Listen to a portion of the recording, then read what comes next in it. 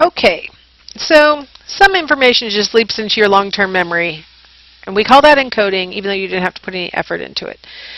Now let's get down to those kinds of memories that you're going to probably have to put some effort into. Now, the first step in the Atkinson and Shiffrin box model of memory is the sensory memory store. So you have the ability to briefly store an exact representation of, for example, visual stimuli. What your eyes are collecting will be stored briefly, about a half a second. You'll have a brief exact representation of whatever's out in front of your eyes. And that gives you an opportunity for you to pay attention to what that is. So for example, when I showed you the picture that had the 6 colored ducks and the one white duck, one of the things that makes it easier for you to automatically process frequency is that you've got that half of a second to kind of reflect on the image. It's not just while you were looking at the image, but it was also that extra half second. Well, now I know it's important, I want to look at it. We call this iconic memory. Visual memory is referred to as, this visual sensory memory is referred to as iconic, and you have about a half a second before it'll fade out of your retina and you won't see the image anymore. Echoic memory refers to the fact that you have this auditory code that'll bounce around in your ear for about 4 or 5 seconds after you've heard an auditory stimulus. So, somebody tells you their address and you're writing it down, and you're really a couple of numbers behind what they're saying. They're saying that they live at 26508, and you're probably a digit or two behind them, but it's still echoing in your ear. So it gives you the opportunity to reflect on it and pay attention to it. Maybe you're watching a TV show and there's an advertisement for something that you do want to call, and you're like, wait, I didn't hear that. And then, oh wait, I did hear it. It's in my echoic memory. It gives me time to write it down. Haptic memory refers to the touch memory that is encoded in your touch receptors on your skin. So after someone touches you, or after you've touched something warm, it'll leave an after sensation for about a second before it'll fade away, and it'll be like the touch is gone now. But so you have this brief opportunity to pay attention to the information that's coming in, and then it fades away as new information comes in, or as time elapses and you've chosen not to pay attention to it. Okay, so now let's say you've decided to pay attention to the information and transfer it into your short-term or working memory store. Okay, short-term memory. Okay, this is, again, I'm sorry to split hairs and stuff. Being a memory researcher, I'm like, I have got to split hairs. The capacity of your short-term memory store is smaller than the capacity of your working memory store. They really are different things. We don't know what the capacity on working memory is. For short-term memory, the capacity is thought to be the magic number 7 plus or minus 2 individual items. We call this the magic number because it's so robust. Pretty much everyone that we test scores between 5 and 9 individual items that they're able to store in their short-term memory. Now, how do we know it's only in their short-term memory? We prevent them from doing further encoding. They can only, we present the information to them, we give them a brief amount of time to reproduce it, and then we move on. So 7 plus or minus 2 individual items. Now, one of the things we can do to increase that capacity is to use a technique called chunking, where you cluster things together to make them actually into an individual item. Let me show you what I mean. If I asked you to recall this string of letters, it would be pretty hard because there's 12 individual items. If I only gave you, 30 seconds to look at it, and then you're supposed to say it back, you'd have a lot of difficulty with it. Whereas if you chunked it into meaningful units, now you only have 4 chunks to remember rather than 12 individual items. So chunking can, in effect, increase your capacity, and a lot of people who have really good memories use some kind of chunking technique to expand that short-term memory capacity. Now, we think that short-term memory lasts about 20 seconds, maybe 30 seconds. And the reason why we think this is because if you have a person who's had damage to the part of the brain that temporarily stores information, what we call our short-term memory store, if they have damage to that area, they literally can only remember things for 20 seconds, and then it's like it never happened to them. They cannot store information longer than that. If we present you with a stimulus and then prevent you from rehearsing, that stimulus will fade out of your short-term memory within 20 seconds. So we think it's about 20 seconds. Now if you start using the word working memory, that's when we start to get out to the like 2 days capacity. If you have ever stayed like at a hotel for a few days, more than one night, you know your room number while you're staying there. And the whole time that you're there, it's part of your working memory and you know what room you're in.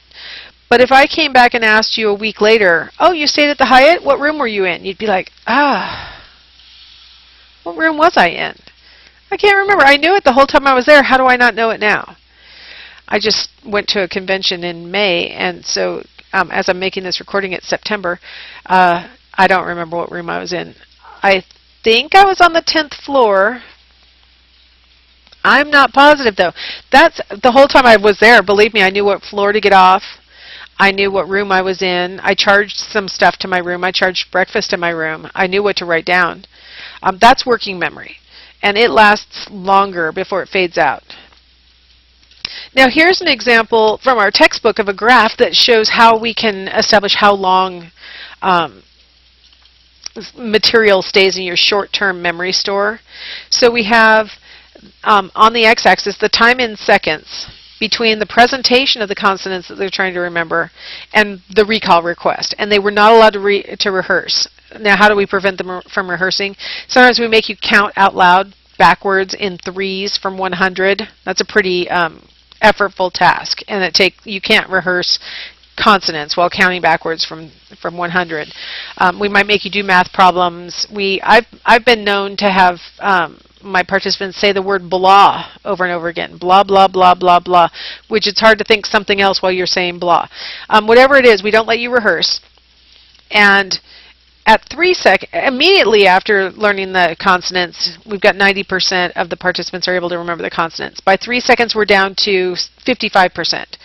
By 12 seconds, we're down to roughly 12% of people who can remember the consonants. By 18 seconds, hardly anyone can remember the consonants. So we think that short-term memory is very legitimately short-term. Okay, now we can extend the capacity of our short-term memory, make it last longer, the duration of our short-term memory, make it last longer by engaging in rehearsal. Rehearsal is a technique that allows for conscious repetition. So, like I mentioned previously, you might recite the phone number over and over and over again to keep it active in your memory, something like that. Now, if you want to take information and keep it in your short-term memory, that's a perfectly fine strategy. If you just want to keep it active in short-term memory until you can dump it somewhere else on a piece of paper, type it into your computer, enter it into your phone, whatever, that's fine. But if you're trying to transfer information into long-term storage because you're going to be taking a test on that material, or because you know you're going to need to know it later and not have access to your piece of paper or whatever, rehearsal is really not your best strategy for getting that information into long-term memory. I'm going to try and encourage you as a student to abandon rehearsal as your study strategy. I've had mixed success in encouraging my own family members into using something other than rehearsal. My daughter has completely embraced the stuff I'm going to tell you, and she's been doing great in school. My husband and my son don't believe what I'm saying, won't really try it, and they continue to use rehearsal, and it's produces poorer grades, I think, in general. My husband's not in school anymore, by the way. This was an old story on him. My son is still in school. So, try and get you away from rehearsal. Now, first I'm going to try and make the case for why it's not that effective.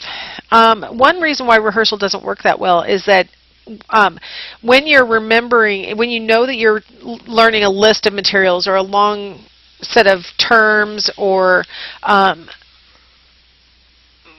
I don't know, structures of the brain or things like that, knowing that there are more things that you're going to have to encode produces what we call the next in line effect. While you're processing the 6th item on your list, knowing that there's still items 7, 8, 9, and 10 to learn makes it less likely that you'll fully encode number 6. Some of your cognitive capacity is directed towards, I know I have more stuff I have to stuff in here and this is getting hard. The next line effect interferes with your ability to put your full energy on the item that you're trying to encode right now, because you're dividing part of your energy into the stuff that's yet to come. Another thing about rehearsal that is really hard for students is to really acknowledge how effective spacing out your studying can be. It's hard because, procrastination is so fun and rewarding, right? I don't know about you guys, but I put a lot of things off because it's like, why not? I'll do it later. And with studying, if you do it later, that means you're going to be cramming a lot of information at one sitting. And that is not an effective memory strategy. You do much better if you teach your long-term memory a little bit of information at a time.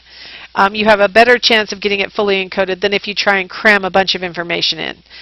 It's so important. And one of the things I always like to tell my students is that you should be reading like one section at a time. That's one of the things I love about the learning curve games, is that if you study a section and then take the learning curve game, it makes your life a lot more pleasant. Plus, it uses your memory as effectively as you possibly can because you're spacing out your studying. So I really encourage you, do one learning curve game. Do your learning curve game after you've read that section. Read a section, take a game. Maybe wait some amount of time. Maybe wait till tomorrow. Maybe wait a few hours. Maybe wait till after work, and then come read another section, take another game. That's the most effective way to use rehearsal, is to space it out. Another shortcoming of rehearsal is that if you have a lot of material, like let's say a study guide that includes 50 clues,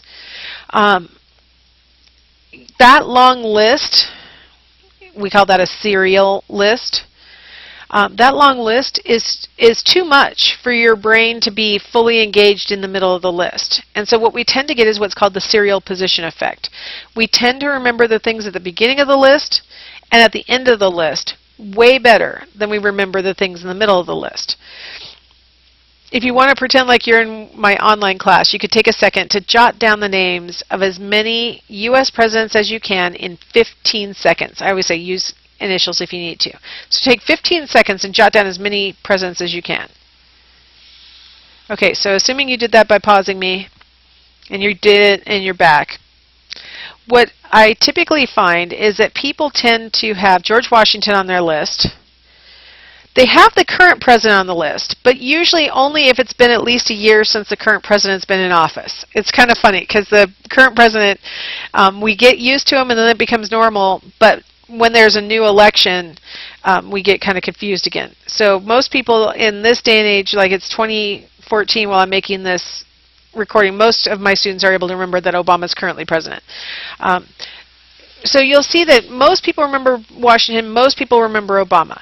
And then people will tend to go a little bit back into history, so most people will generate Bush, and I always like to say good job because that's a twofer, right, because there were two Bushes.